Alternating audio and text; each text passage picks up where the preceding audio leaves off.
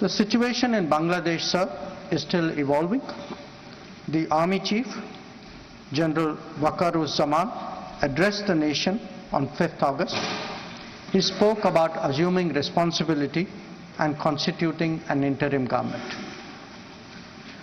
We are in close and continuous touch with the Indian community in Bangladesh through our diplomatic missions. There are an estimated 19,000 Indian nationals there, of which about 9,000 are students. The bulk of the students, however, have already returned to India in the month of July on the advice of the High Commission. In terms of our diplomatic presence, in addition to the High Commission in Dhaka, we have Assistant High Commissions in Chittagong, Rajshahi, Khulna and Sylhet. It is our expectation that the host government will provide the required security protection for these establishments. We look forward to their normal functioning once the situation stabilizes. Chairman, sir, we are also monitoring the situation with regard to the status of minorities. There are reports of initiatives by various groups and organizations to ensure their protection and well-being. We welcome that, but will naturally remain deeply concerned till law and order is visibly restored. Our border guarding forces have also been instructed to be exceptionally alert in view of this complex situation. In the last 24 hours, we have also been in regular touch with the authorities in Dhaka. This is the situation as of now.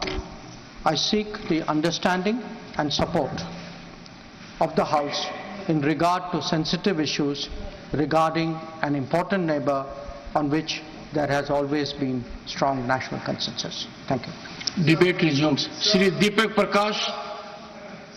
Shri Deepak Prakash. No. Shri Deepak, please. Nothing positive. Everyone has positive.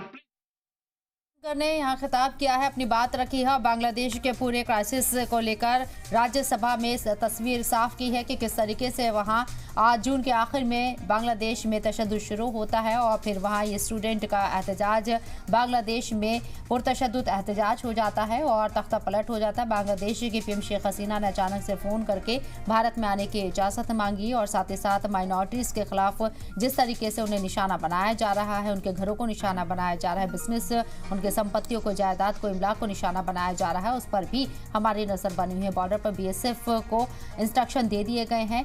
इजाफी जो हिकमत अमली है, security है, उसको और दुरुस्त करने के ऑर्डर दिए गए हैं। पूरी नज़र सरकार बनाए हुए है। इसके साथ ही भारत ने लगातार शांति की बात की है, लेकिन जिस तरीके से बांग्लादेश में अभी क्राइसिस शुरू हुआ है उस पर लगातार नज़र बनी हुई है और बांग्लादेश पर एस जयशंकर ने ये तमाम बड़ी बातें कही। बांग्लादेश में हिंदुस्तानी सिफारत खाने से राब्ते में हैं, पल पल की अपडेट ले रही हैं। बांग्लादेश में करीब 9,000 हिंदुस्तानी तलबा भी मौजूद हैं और बांग्लादेश में अक़लियतों को निशाना बनाना तशवीशनाक है। इस पर भी उन्होंने अपनी राय रखी है। बॉर्डर पर बीएसएफ को अलर्ट रहने को कहा गया है।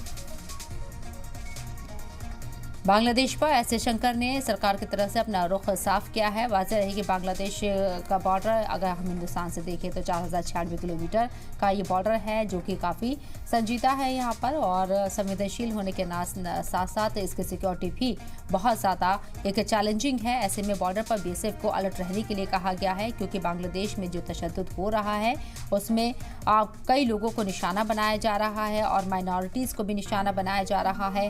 हिंदुओं की जो इमलाक है उसको ख़त्म किया जा रहा है, उसे जलाया जा रहा है। बांग्लादेश में करीब 9,000 हिंदुस्तानी तलबा भी मौजूद हैं। सिफारत खाने से, बांग्लादेश के अंदर मौजूद सिफारत खाने से लगातार वो राब्ते में हैं।